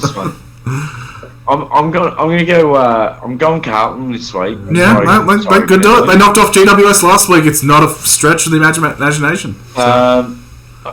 Look, I just think Carlton. Look, they're both playing some really good football. Don't get me wrong. Shout out to Walsh too. Great player. Just a few of the little bigger bodies will get the job done. I like the tip. Yeah, Wheels. Yeah, firstly, shout out to Maxi Holmes signing a 4-year contract. Yeah, you did share that in the group, yeah. Massive, that's a massive signing. A lot of people are after him. He wants a flag. Yeah. I think Cats are favourite, but I'm actually going to tip the Blues. Of course. I was going to blow up in your face just like last week. You're going to miss out on... You're going to come second in tips this year by 1. I know it. I know. But I just think the Blues speed at the G will get us. And with the likes of Stewart out, and you've got Busey, Stanley, Garrett Rowan, and Cam Guthrie. I just feel like we're starting to lose a bit of numbers. I'm going to go the Blues. Yeah, no, I just think Ryan's doing that thing that most passionate supporters do, where they're just like, "Oh, I'm so negative because my team's lost a few games." He's done it every week. I'm so negative, but it was a rough year last year. Geelong's gonna win. They're gonna put this one away. They're gonna go undefeated. I don't know if you got it or not because of cameras, but if the Cats win, I'll keep tipping them from there on. Okay, all right. Undefeated. All right, let's move on to the next game. Saturday night football at Optus Stadium. It's Freo versus the Doggies. Reeves. Oh, wow. Another real litmus test. Flag mantle. I mean, Freo have fallen in a bit of a hole here, and Doggies are running hot. So it's hard to see how Freo's going in favourites here. And you got Doggies at $2. And I'm thinking... But obviously it's in Perth. And Freo, they're not written off yet this year. And they can still play good footy. Flag mantle. But I just cannot not tip the Dogs here. I mean, it just looks like a shoe in this tip, doesn't it, Rick? Yeah, mate. And that's why I'm tipping the Dogs. Absolutely. I mean, but they've not even been one-eyed about it. And obviously, after last week, I'd rather not be tipping the Dogs. But, yeah, you guys look like a bloody good chance to get the win again here. Away. You know, it's not easy to win away. Is Libba back this week or next? Nah, next. Yeah, I thought next. Next weekend. Makes it a bit tough. Wheels, who you got? Yeah, it's a pretty big ground to be playing on, isn't it? I'm going Freo, but I'm not going to change the Doggies once I set a team. Ooh. No, good tip. I'd stick with Freo. No, yeah. Fair enough. If they got all the forwards in the Doggies, I'm going to change them. Yep. Yeah, I don't know if Dougal Hagan will be getting back in. No, he's not in this week. Yes. Yeah, well. After being cited out at the boxing, he was. You don't have to keep talking about this. Look, they lost to West Coast last week at Optus Stadium. We're talking about the boxing off screen, though. How much do you really need to go on about this game? Come on, let's move on. What game? What are we... We're talking about Doggies Freo. Anyway... I was saying, Dougal Hagan cited during the week at the boxing because he had the week off from the club. Oh, who cares, mate? And he was in Sydney. Nothing to see here. Out having a few drinks, enjoying himself a fair bit. Nothing to see here. Having a bit of a night out with boys. There's been a few dust ups out in the car park apparently after, and yes, good old Dougal. Well, youth is wasted on the young. No dust ups. You're talking bollocks. Hey, that's the way they roll in Sydney, and they reckon there's a half a chance that he might sign a little something soon that might get him over the border back to New South Wales, which will leave the Dogs with a heavy bit of salary cap room and some big wiggle room on some, good recruits. Just signed on for the Doggies. Yeah, I know, but into the future. You sign up for a couple of years. Anyway, you always have your eyes set on your next move, so let's move on. There's a lot of question marks around him at the moment. So yeah, my friend Danny, he's a train driver, and yeah, he's shook his hand. He's got me on board. He's snuck me on. I'm not buying a ticket, but I'm backing the Doggies. Oh, get on board. Get on board. There is a lot of talk about Tim English, isn't there? From WA. There's a lot of rumblings around the kennel, just with that last few spots. I mean, obviously they got a lot of high-end players demanding a lot of money, and just an interim somewhere. You feel like between a Dale or a Ugle-Hagan or one of these blokes in the next few years, there might just be just a subtle move off, and they've got to keep English, mate. We'll wait and see. All right, pivotal player. Moving on to the next game. Go Dogs. It is Sunday football at Heritage Bank Stadium. It is Gold Coast versus West Coast Reeves. What a game. I mean, on form, you go on West Coast, 2 in a row, playing their best footy in a long time. Gold Coast, in a bit of a rut. Slightly battling, struggling to get a win on the board for a minute. $1.20 to $4.60. And you think, how is that? So it's because they smashed the Hawks. No. Well, obviously, in history reads what it is, and it's at the Gold Coast. So, but what a game to watch! I mean, if you could pick one game to almost do a study on. Nah. Oh man, I'm so interested in this game. I'll be watching this from coast to coast. This game will be on. It doesn't matter what coast you're on. You just can't tip the West Coast. And my theory and rule of thumb this year with tipping is that Gold Coast don't lose at home. So I'm going to stick to it. Gold Coast don't lose at home. They don't lose at home. That's all I know. They lose away because they couldn't again on the weekend. Hammered. Yeah. But you put them back at home. They play good footy, and that's about all I know. Yeah. Well, Rick, do you think they'll lose at home? There'll be a Coast winning on the weekend, but it won't be Gold Coast. It'll be West Coast. Oh. So you got the Coast travelling up the coast. He did back West Coast last week. And we'll get 3 in a row. Yeah. We'll get 3 in a row. Last week as well. Yeah, that's what I just said. I've tipped them the last 2 weeks. 2 in a row. Yeah. Hey, I'm supposed to be the West Coast supporter here. Back off my team. No. Rick knows what he's doing. Rick's on the West Coast. He's an analyst of the game, and he sees West Coast winning, and he's been right so far. So who would we say? Wheels. I'll speak of my mate Bailey Humphrey just earlier today. Of course. I said, are you boys going to get the W? And he said, his reply was, it would be hard not to lose. So I'm going off Humphrey, mate. What the fuck? That's a weird way to put it. But okay, fair enough. I'm going Gold Coast. I don't think West Coast can do it. I think West Coast's last 2 wins were pretty fluky. And Reid out. Reid is out of this game just as a late mail. I actually just got it through before on the phone. Yeah, you did too. Harley Reid has been outed. They're citing workload already and a big month upcoming, plus a few niggles already, which they want to monitor. So they've decided to rest him out of this game. They've decided Gold Coast aren't worth it, yeah. So you can't help but tip Gold Coast here. No, you can't. The engine room for West Coast will just probably be a little under. And at home, I mean, geez, they just don't lose. You've said that. Absolutely. I'm stunned by the stats still. I'm sure you'll be saying it more this year. All right. Well, moving on to the last game of the round. It is Sunday afternoon football at the G. It is Richmond versus Sydney Reeves. Richmond versus Sydney. I think Hawthorn versus Sydney. Yes. I saw the stripe. I saw the colours and it's similar. They're both shit. Yes, I mean, it's a fair slap in the face to the Richmond supporters, but again, I don't think we have Richmond too many, so we're happy to give the Tigers a bit of a slap. Hate Richmond. Can't mount a huge case for the Hawks here. Sydney did travel down to the G and lose to Richmond. I thought that's maybe where you were confused. No, I just saw the colours and I was like, oh, it's just colours of shit. And I thought Richmond. I would just think Sydney would want to play great footy at the G here. And after last week's nice little shellacking of Gold Coast, I think they'll have some form. And but you never know with the Hawks. I mean, if they bring attitude and all they can do is unsettle the side more. Come on, mate. You serious?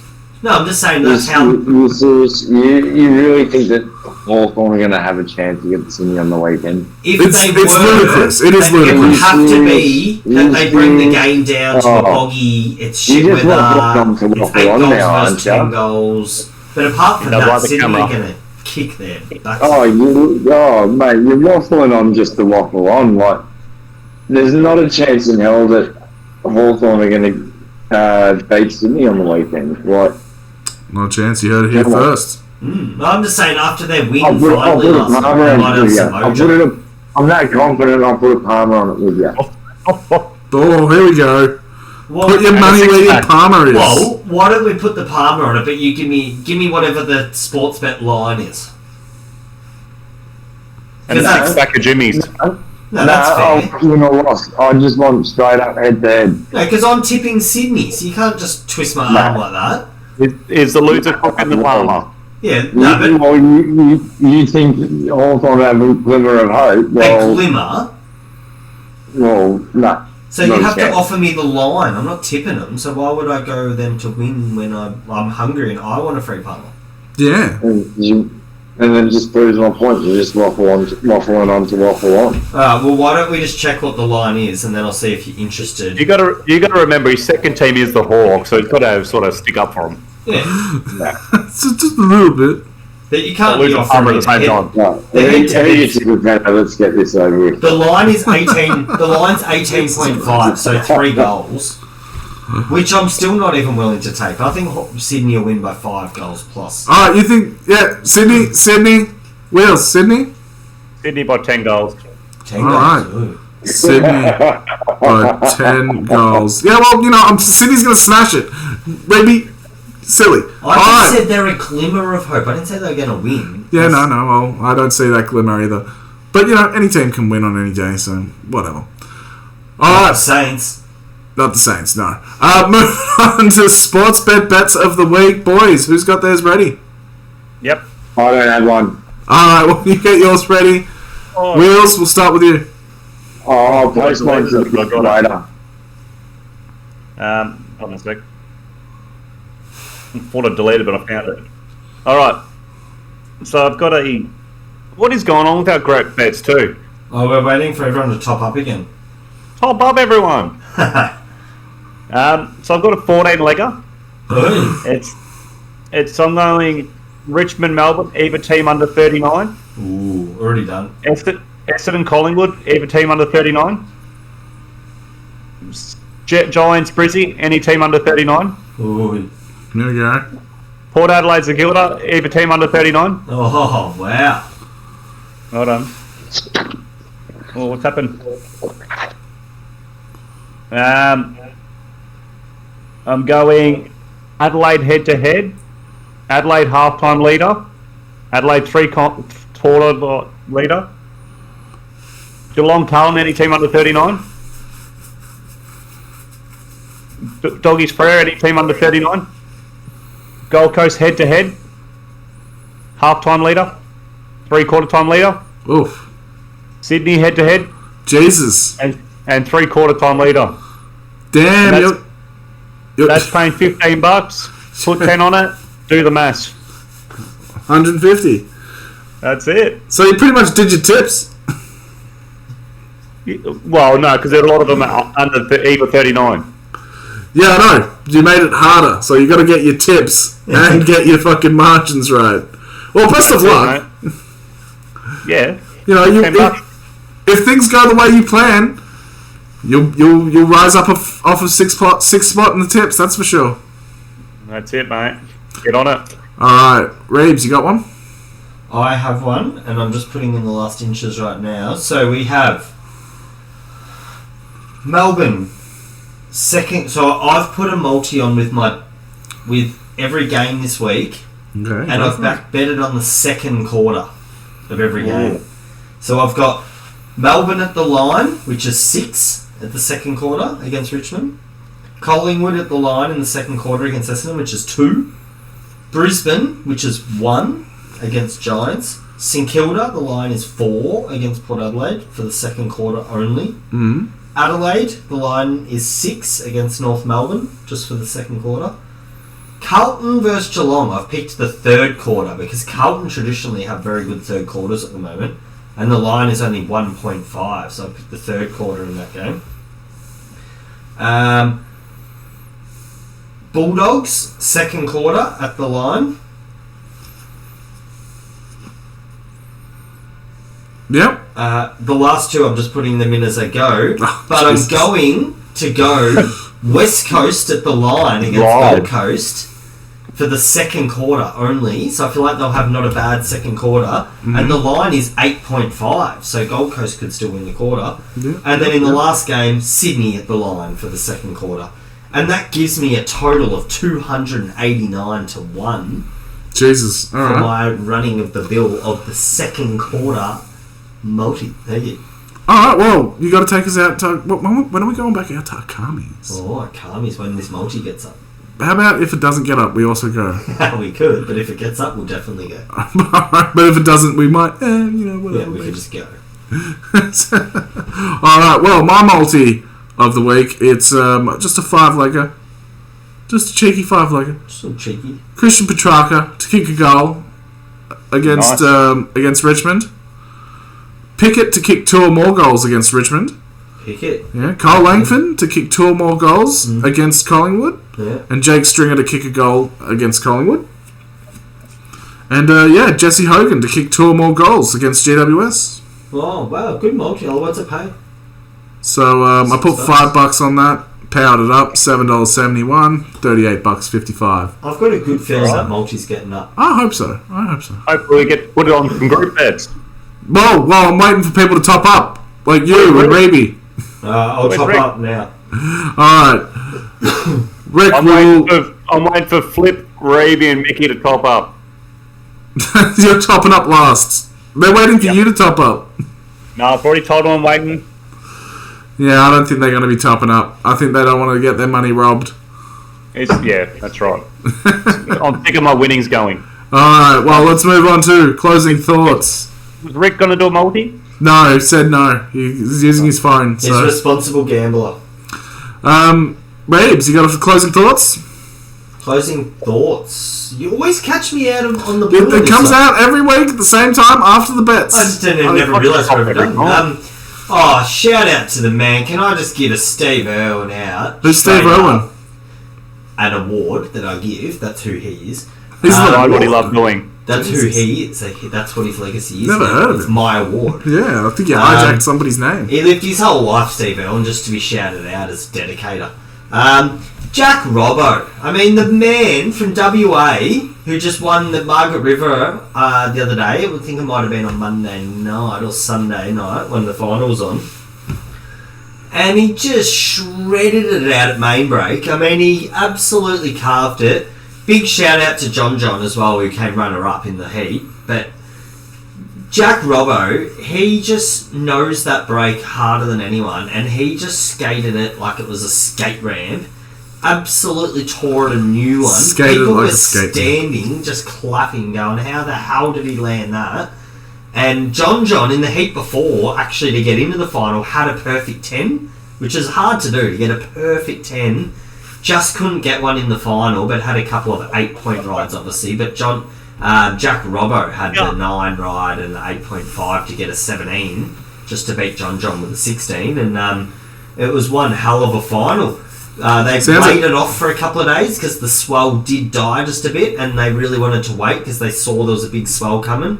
And they got the final in pumping conditions when a freshie came through. And sounds amazing. Yeah, it was. It was a real good watch, and hopefully next year we'll get over there and watch it live. Cool. Rick, closing thoughts? Sorry, guys, I had to just dick off and just look at the kid for the second. But closing thoughts, look, big day big day Saturday down at the home of football. ANZAC Day game. There we go. New jerseys for the occasion, so should be good. Are you getting new Guernseys every year? Well, this is the second year that we've got a new one, so nice. Quite exciting.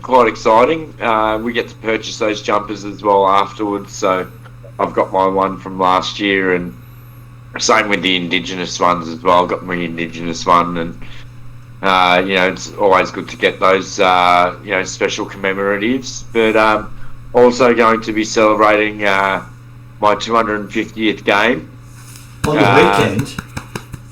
Yeah, well done, mate. Well done. You're not clapping. There we go. Show it to the camera, Reeves. That's clapping. Yeah. There we go.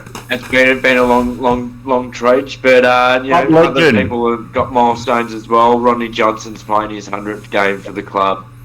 Also, Shawnee Jackson 200 games as well. So they're all lower numbers than 250 though. Occasion down at the home of football against Lindale. What's the most games for Kangas? What's that? Who's played the most games for the Kangas? Jim Bob has on about 250 or maybe even 260 at the moment. So it's Parker and Parker. Running the club. That was originally held by a guy called Mick McDonald. It was like 255 games or something like that. So closing in on that. So the two Parker brothers hold the games records down at Kanga Park. 500 games between us both. Unbelievable. So, I don't believe it. No, it's believable. No, I don't believe it. Name it the Parker Pavilion, really, to be quite honest. Absolutely. Moorabbin Parker Kangaroos. Can I give myself a quick shout out as well? No. I got my 200 game plaque presentation at the League Western Fairest or whatever they call it this year. Didn't even know that I played my 200th game of cricket this year, but played my 200th. So thank you as well. It all popped up without knowing. Stop that, Wills. Put a mute on him. Yeah, so Spirit fingers. Get to Kanga Park this weekend, fellas. Fuck yeah, get the W against Lindale. That's awesome. Let's do it. Yeah, should be the Kangas. The occasion. Should be some good football being played as well. Always some very tough physical football when we play Lindale. Hopefully. As Benno, you would have played against them a few times when you were down in Melbourne. Absolutely, mate. That year I won the BNF. Down in the old Maroons. Yeah, well, that's it. All right, Wheels, closing thoughts. Yeah, just Oz kick on the Friday night with the little fella. And Happy probably head meal down on the way home? Pardon? Happy meal on the way home again? Absolutely. And probably watch the Palm Beach Currumbin Lions on the Saturday Arvo. Hey. They've got Broadbeach and they win that. They've won 4 in a row. Oh, get out of There you here. go. Yeah, sitting on top of the ladder, the boys. And when that finishes, it should be Cats Carlton ready to play. And then Sunday, just go for a swim. Down at Swimming. Snapper Rocks. Beauty. Well, there you go. Are you swimming in the rock pool down at Snapper yet? Is that the local swim Oh, hole? no. Might just hit Miami on Sunday. Oh, yeah. But, yeah, it's good to see the Lions with the AFL players running around. That makes it pretty exciting. There you go. So go Currumbin and go the Kangas. Go the Kangas. All right. Well, my closing thoughts. It's about a movie I'm going to go see this weekend. Oh, yeah. Abigail. Oof, I can't wait, bro. It's going to be so good. Premise. These criminals, they're hired to kidnap mob boss's daughter and hold her hostage overnight. They're trapped in the building, and it turns out she's actually a vampire, and she's there to eat them, kill them all. It's going to be great. It's going to be fucking amazing. Wow. Yeah, it's going to be awesome. Alright, and... I know, you don't watch movies at all because you're an uncultured swine. Alright? Didn't you see Abigail on the weekend? No, I didn't. I wanted to. Oh. Any streaming, Nathan? And, yes, my good brother, Bruce Rando, is going to be doing some streaming Sunday morning, 10 a.m. on his YouTube channel, Bruce Rando. Go give him a look out. I might even turn up and say hi to him. Say hi to the screen and whatnot. But yeah, he's doing all right. What's he going to be doing? He's going to be streaming some Fallout 76 Part 4. Oh, yeah. And, that's going to be good. It's going to be good. So, yeah. People drop by and say hi to him. Can you believe the footy's already on tomorrow? Oh, God. I'm thinking of trying to get this episode out a bit earlier. And just so a double header into Friday night. Double header Thursday Friday night. Yeah. 9 games this week. Oh, it's exciting. 9 games. Get the Saints in early. But, yeah. Alright, well, with that, that's it from us at All for Footy. Go and Cats. we're out.